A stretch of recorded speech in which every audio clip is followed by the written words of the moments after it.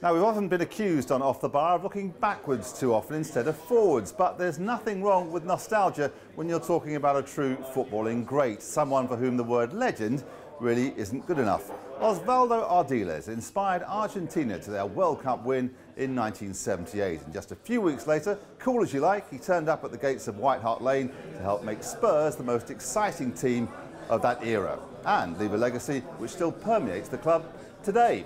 So Ossie is here alongside Tony Gale, that hasn't happened often, and our simpering redhead Alan Bentley of Privateline88.com is also here, as is Ann Marie, who will take us through the tipping table and explain all that entails. And we've got more from the F2 freestylers, fantastic ball skills which maybe only Ossie could seek to emulate, and he'll try later on. And of course, we have the fixtures, and this show is never thrown together. Why else will we wait until Spurs host Newcastle to entertain the man who managed both and played for one? Ossie's views on Spurs versus Newcastle coming up. Now, Rafa is a manager who's not having the best of times at present. Will Wigan present Chelsea with another banana skin? Harry continues his multi-million-pound bet on surviving the drop with a trip to Swansea, while Manchester City will be looking to claw back some of United's 9-point lead with a win at Southampton. On Sunday, the Claret and Blue derby sees Aston Villa looking to prove the corner has been turned, while newly fit Andy Carroll has other points to prove for West Ham. United meet Everton in the game of the weekend in a real test of the Toffees Champions League credentials. While on Monday, Liverpool, held by City last week, host West Brom, one of this season's surprise specialists. So, cushions plumped, just for men applied. Let's crack on with the first fixture of the week, Chelsea against Wigan. Got to be a Chelsea win for me, Matt. I mean, Wigan, a side that are still in trouble. Still going to be in those relegation places all the way to the end of the season. Normally pull themselves out, but I think this is the season that Wigan are going to go. And obviously, it will start here with the result against Chelsea. Chelsea were poor last week. I mean, any pretensions of trying to win the Premier League, totally blown out the window. Keep losing games to not very good sides in Newcastle for me. But Chelsea, too good for Wigan. Has to be a Chelsea win. Yeah, Chelsea must have made your life a little difficult this season. In what respect? Well, it's very difficult to work out what's happening. No, I don't think so, especially in this game. I mean, Roberto Martinez, to me, living proof that he can fool all of the people all of the time. Who says he's a good manager? I don't get it. I think they'll go down this year. I have to say that Chelsea and Benitez still favourite to be the next manager to go.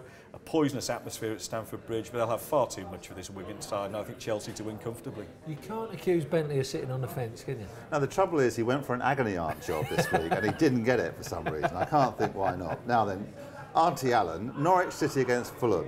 What do you think? Well, this is another one, isn't it, with Fulham, and which team do you get? We see them in recent weeks against Man U. The first game, they were non-triers, if you like, on a racing term. Last week they played OK. Tough one to call. Norwich have won 9 in 8. I think it's a tough one to call. It's a leave-alone game for me. If I had to pick a team, perhaps Norwich, but a leave-alone game. I'll go with the Norwich win in this one, Matt. I know it's my old side, Fulham, but yes, they played well against Man United. The difference was they're playing at home.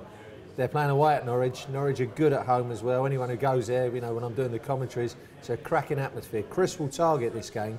This is a three-pointer for Norwich, and he'll think, get this one out of the way. There's a little bit of a cushion. I'm going to go for a Norwich win. All right, Stoke against Reading. This surely will not be like watching Brazil. Well, I was at Reading last week. They beat Sunderland, and they're getting results at the moment, but I can't work out how. Adam Lafondra is probably your man, what the reason that they are, but can't work out how they're getting results. And Stoke at home normally are good. That hasn't rung true this season. Stoke are trying to change their style a little bit, trying to play a little bit more football, which doesn't really suit.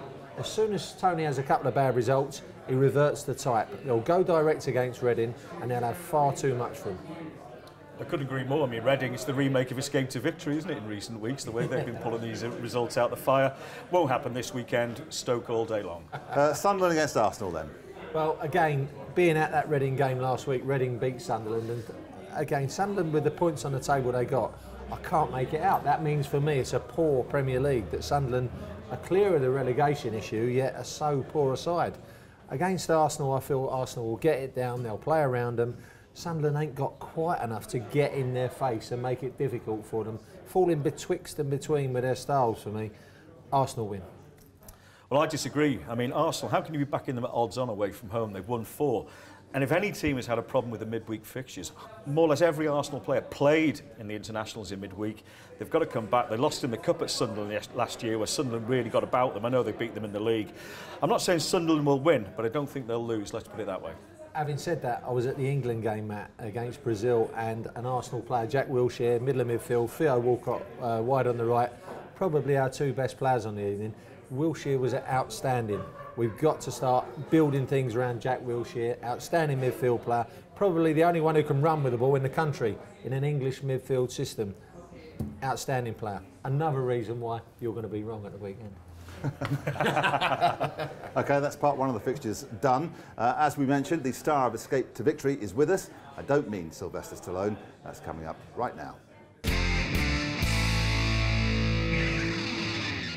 Well, back in 1978, I was about 5, and Argentina won the World Cup. And I watched the television. I was allowed to stay up late and see the man with us today perform marvels on a football pitch. Well, on a bed of confetti, really. And it's an honour to see Osvaldo Ardiles in the pub with us today. Welcome, Ossie. Thank you very much for your introduction.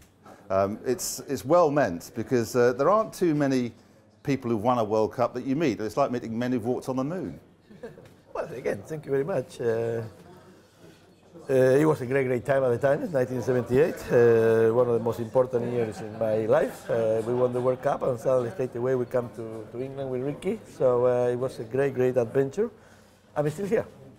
And it's amazing that you do that. I mean, it's the ultimate feat for a footballer to win a World Cup, and 2 weeks later you go and ruin it all by going to Spurs. It was a difficult moment, to be perfectly honest, because the team was coming from the second division to the first. It was not a particularly good team. Of course, we were not going to be fighting for honors or anything like that. It was kind of more survival. So we did that. But it was very tough at the beginning, yes. Was it always going to be Tottenham, or were they the ones that took a chance and came over and you know, paid the money? It was complete by chance, to be perfectly honest. After the World Cup, I wanted to play in Europe, but I was thinking that I was going to play in Italy or France, for example, or Spain. Never crossed my mind England. But suddenly Keith Wilkins, our manager in Tottenham, he was in Buenos Aires, and he talked to me, and Ossie, this is the contract in the table. Are you going to sign it or not? Oh, and Ricky's coming if possible as well. So immediately I signed, and then I started to know about London, about England, about London, about Tottenham, about the football in England, because I knew a lot about the national team, but apart from that, Liverpool maybe, national. Would it be exaggerating to say that you changed Spurs rather than the other way around? I mean, they adapted to you, and to Ricky, of course. Spurs has to change, because, well, after saying that, Spurs always have a big tradition of how football should be played and so on, with Bill Nicholson and the double team, etc., etc. But at the time, Spurs have lost their way. But luckily, when when we arrived with Ricky, it was people like Glenn Hoddle, people like Steve Perryman, so these were the basis of the team. All the rest of the team, at the end of the day, changed. But when we arrived, Spurs were playing very much what I would call English style of football, that somehow it was not suited for Glenn or for me, for Ricky. So we did change it, yes. You look back on your career, I asked you this question before, and I make no apologies for asking it again, and I heard you say that you'd give it all up for one more game. Yes, oh yes, to play football was something incredibly nice. I would give everything to play just for 90 minutes more. Proper 90 minutes. I mean, going to White Hart Lane when my shirt was waiting for me, my boots were new boots, and so on. Proper game.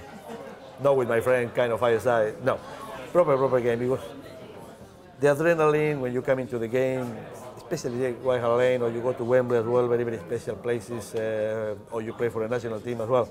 It was an incredible experience. Like me, you're approaching 40 now. Do you have ambitions left in the game?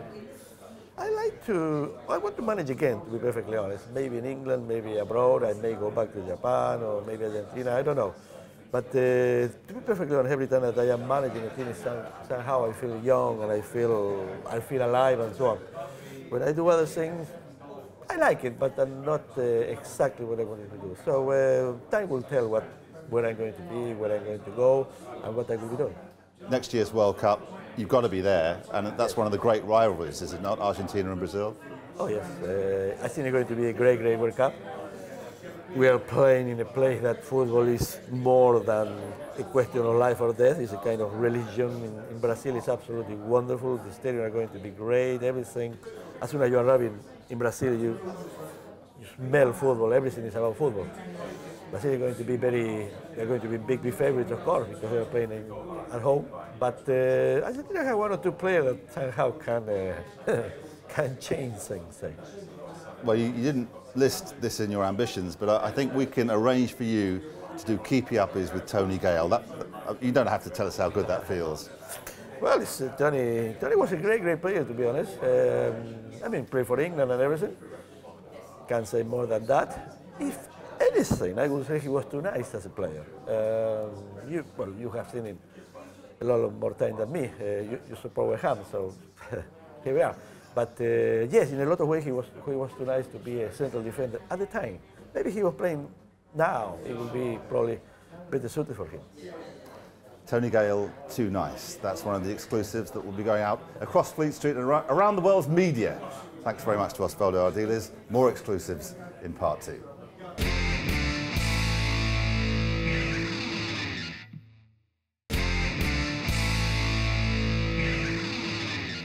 And so, to the second half of the fixtures. Welcome back, by the way, to Off the Bar. We're joined by a world-class footballer, a betting expert, and Tony Gale. We'll start with you, Ossie. Spurs against Newcastle United. You've got affection for both sides. Yes. How do you see it going?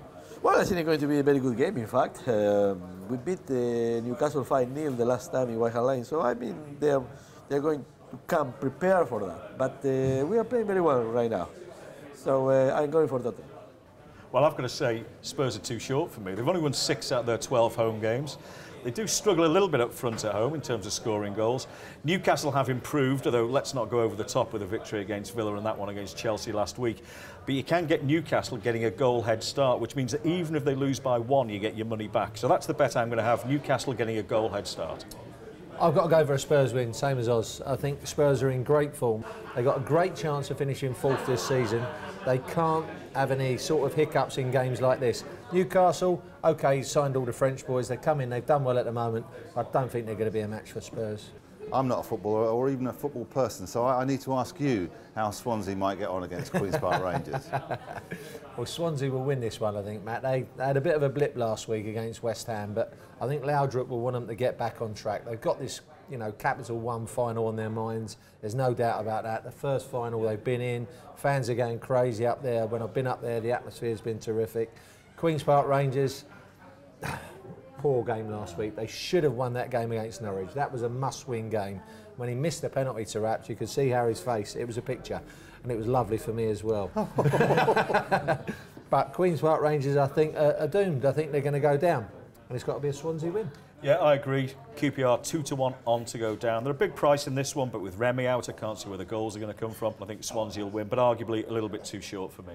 OK, some form of optimism there. What about optimism for Southampton, who you should know a little bit about, or at least their manager, up against Manchester City? Well, I know he's Argentinian. I don't know him personally, but of course I know of him. He had a very good season in Spain with Espanyol. It was a strange choice, to be perfectly honest, very, very strange. However, they have played 3 games under him right now, and they have been good. The last game against Manchester United was a very, very good game, in fact. In fact, they were a little bit unlucky not to have results. So, tough, very, very tough game for Manchester City. But after saying that, I believe that Manchester City, they have to challenge for the top spot. So I'm going for Manchester City. I would tend to agree. And speaking of Argentinians, you've got 3 of the best playing for City, and Zabaleta, arguably the best right back in the country at the moment. Southampton have improved, as Ossie said, and they were unlucky against Wigan as well. But I think City will just have too much. Though again, pretty sure. So there's better bets to be had. Yeah, City win for me. I thought they was very poor last week against Liverpool. I think Liverpool, I don't like saying it, big Liverpool fan here, totally outplayed Manchester City. Played them off the park. Manchester City looked laboured. They didn't pass the ball quick enough. And why he didn't pick Tevez to start that game, I don't know. I think he'll bring him back this week because Dzeko was that bad, although he scored a goal. And Southampton, I think a draw would be a good result for him, so he may go all-out defence. I'm going to go for a City win. They have to win if they want to win the Premier League. OK, Villa against West Ham. I know what you're going to say, so you can just be quick. Aston Villa to win. We have a serious problem away from home. That is basically the point. And Aston Villa played very well the last game. They should have won. So I'm going for Aston Villa, yeah. Thank you. You're welcome. I'm afraid I can't have Villa, irrespective of what happened last week. We saw it after they beat Liverpool and then they went in free fall again. Don't like Villa at all. I'm no fan of West Ham, by the way. I think they're pretty dire. Don't like anybody. I do. Well, I like one or two, but I think, you know, West Ham at the price, you can almost get a shade of 2-1 with West Ham, and that would be the one for me. Battle of the Claret and Blues, and I'm going to go against my club, West Ham here. I think, like Ossie, I think Aston Villa have to win this game. And there were signs last week that there's a little bit more coming together for them. And the signs are good for Villa in this game because West Ham are so poor away from home. So I'm going to go for the Villa win. Let's move you on quickly to the game of the weekend, Manchester United against Everton. This would be a scalp for David Moyes. Well, I'm going up to Spurs Newcastle doing that Saturday, and then I'm travelling up to United Everton doing this one Sunday. I'm looking forward to this because I think Everton give the big teams a game every time they play. And they don't just defend, they have a go at them. That's what was the same score as escape to victory last season, 4-4. So we're not doing the quiz question on that one. But it was a magnificent game and it cost Manchester United the title that season. But United are just doing enough this season, just nicking 1-0s, 2-1s, and I believe they'll win by the odd goal this time. I'm going with Tony on that one. Everton outstanding this season, but they've been conceding far too many. We saw them concede 3 last week against Villa, for goodness sakes. The difference between Man United last season and this is Robin van Persie. So United will win, but both teams will score. That's 2-1. OK, last game we've got Liverpool against West Brom. Liverpool appears to be back to some sort of strength. I'm going for Liverpool as well, yes. They're looking stronger and stronger. They have Luis Suarez up front, wonderful, wonderful players. So I think they are going to be, West Brom is going to be finding it very, very difficult to cope, especially with him. Yeah, I fancy Liverpool for obvious reasons, not just Suarez. West Brom, though, I think their season peaked around mid-November. I know they beat Liverpool on the opening day of the season. Role reversal this time around, Liverpool comfortably. The only danger is West Brom might just be in the top half and haven't beaten the top half side, have they, Liverpool? No. But that was the best I've seen Liverpool play last week. But the fact is, and Ossie will tell you, when you play well against the big sides, you've still got to win the game. And every time they play well against Manchester United, Manchester City, they never win the game. They'll be too strong for West Brom. And what Suarez does give them is the ability to change their system. He can play up top on his own, he can play right, he can play left, he can play behind the striker, and along with Van Persie, is probably the best striker in the league. We can't really talk anymore because we have to move on with our freestyling segment, which has become a regular on Off the Bar. Only this week it's On the Bar. I'm Jeremy Lynch. I'm Billy Wingrove. And we are the F2. This is Spectacular Crossbar. Now you might be thinking to yourself, what is Spectacular Crossbar? Get the gist.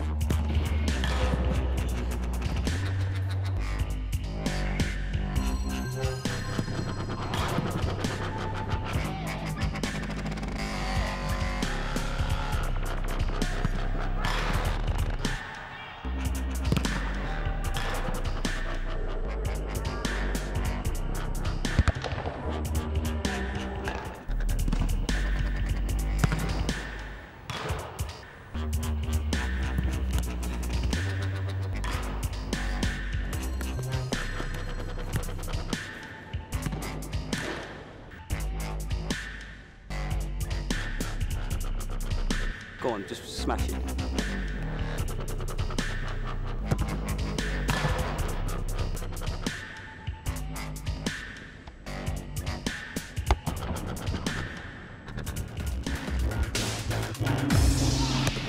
Hello? Listen to this. Yeah, I hit it. That was amazing. They are just far too cool for us. You can see more of Jeremy and Billy on F2 Freestylers channel on YouTube. Please go and check it out. Okay, Alan, so last week you got one right. Yeah. What's your predictions for this week? Well, as we said before, Manchester United against Everton, a cracking game on Sunday. I know Gale's going up there. Manchester United score for fun. Everton concede too many but do score. I think both teams will score but Man United to win, that pays around 2-1, babe. Then we've got the big game, Chelsea, I think, putting their troubles behind them at Stamford Bridge in this one.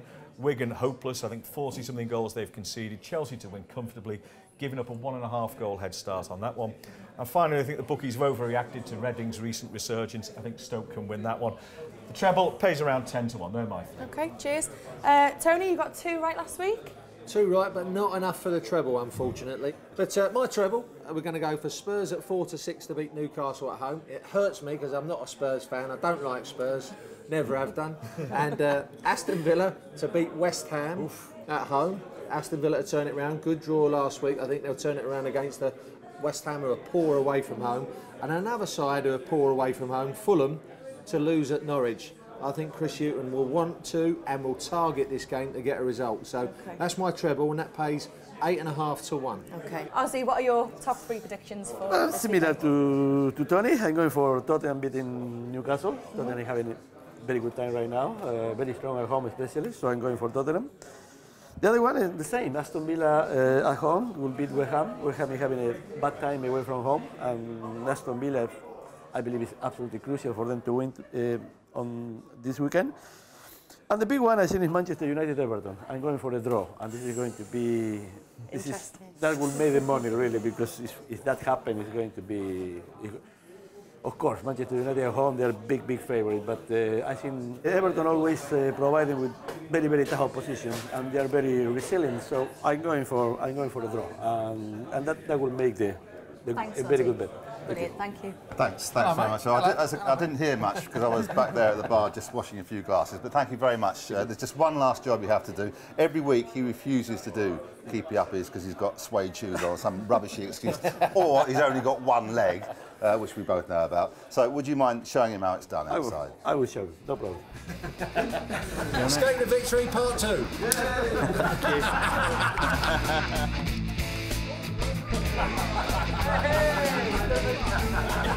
Ann Marie, you're on.